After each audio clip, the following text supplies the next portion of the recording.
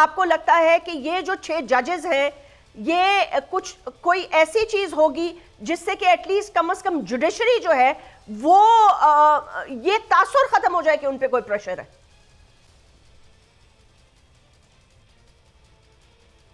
देखिए यस्मीन, मैं बसद एहतराम ये अर्ज करूंगा कि आप नया कमीशन बना लें, आप नया चीफ जस्टिस लेके आ जाएं, आप नए अदलिया में जजेस लगा लें, आप नया आर्मी चीफ लगा लें, आप नया सदर पाकिस्तान बना लें, उस वक्त तक पाकिस्तान तहरीक इंसाफ इस निज़ाम को नहीं चलने देगी जब तक ये सारे ओहदे उनके पास नहीं होते। तहरीक इंसाफ इस मिजाज में जा चुकी है कि वो किसी को सही नहीं समझती। यानी तस्वर कीजिए, जिन 6 जजेस की बात की जा रही है, यानी मैं तो कहता हूं उन्होंने कितनी बड़ी गलत बयानी से काम लिया। जितने फैसले उनके पास आए, जितने मुकदमात उनके पास आए, 95% फैसले उन्होंने पाकिस्तान तहरीक इंसाफ के हक में किए हैं। यानी अगर आपके ऊपर दबाव था तो आप दबाव के नतीजे में आपने 95% फैसले कैसे कर लिए? सवाल ये पैदा होता है कि उसके बाद जैसे जिसका माजी में भी जिक्र करते हैं जी कि नहीं, माजी में इस तरह के वाकयात नहीं हुए, क्यों इस किस्म के वाकयात नहीं हुए? यानी उमरता बंदियाल साहब के साथ जब आपने बिल्कुल दुरुस्त कहा, जब रात को ये फैसला आया कि अदम एतमाद की तहरीक मूव होनी चाहिए और उस पर वोटिंग होनी चाहिए, क्या किया गया उमरता बंदियाल साहब के साथ? यानी जिस शख्स ने भी इख्तिलाफ राय किया उसको निशाने इबत बनाने की कोशिश की, इसलिए कि तहरीक इंसाफ उस मिजाज में जा चुकी है कि वो अपने सिवा किसी को मानती ही नहीं है।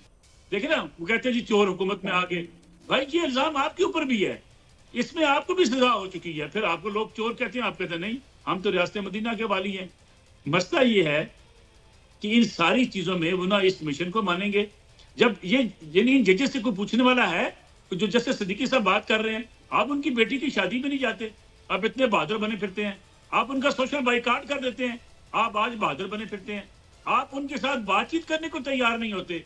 आज आप कहते हैं हम बड़े बहादुर हैं। जस्टिस कायज ईसा के साथ जो कुछ किया आरिफ अली साहब ने किया था ना, रेफरेंस भेजने के लिए, उस वक्त आप बड़े जनाब चैंपियन बन के आगे थे मैदान में। उस वक्त अदलिया की आजादी की किसी को कोई फिक्र नहीं थी।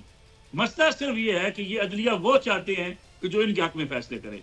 अगर कोई इनसे पूछे कि भाई साहब आप यहाँ गलती पे हैं, ये उस अदलिया को मानने को तैयार नहीं है और ये सोच बन चुकी है। आप मुझे बताइए, किसी एक मसले पे जेबा साहबा थी, खान साहब ने ललकारना शुरू कर दिया। अदलिया की आजादी मुतासर नहीं हुई थी जब खान साहब ने जलसे से खिताब करते हुए कहा, जब खान साहब ने सेक्रेटरी दाखिला को धमकियां दी जलसे में खड़े होके, उस वक्त मुल्क की जो है आपकी एग्जीक्यूटिव मुतासर नहीं हुई थी। यानी आज ने हर मौके पे कभी आप बिल चलाते थे, कभी आप सिविल नाफरमानी की तैयारी शुरू करते थे, कभी आप धरने देते थे।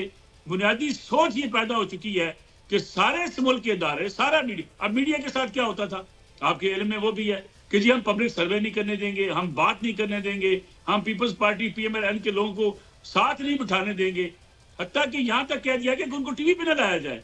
यानी इस सोच से पीटीआई निकलने को तैयार नहीं है। वो समझती है फैसले सिर्फ हमारे हक में हो, सपोर्ट हमें हर इदारे से हमें मिले, फौज भी अच्छी, अदलिया भी अच्छी, एग्जीक्यूटिव भी अच्छी, लेकिन हमारे साथ खड़ी हो। अगर इनके साथ खड़ी ना हो तो तमाम इदारे खराब है।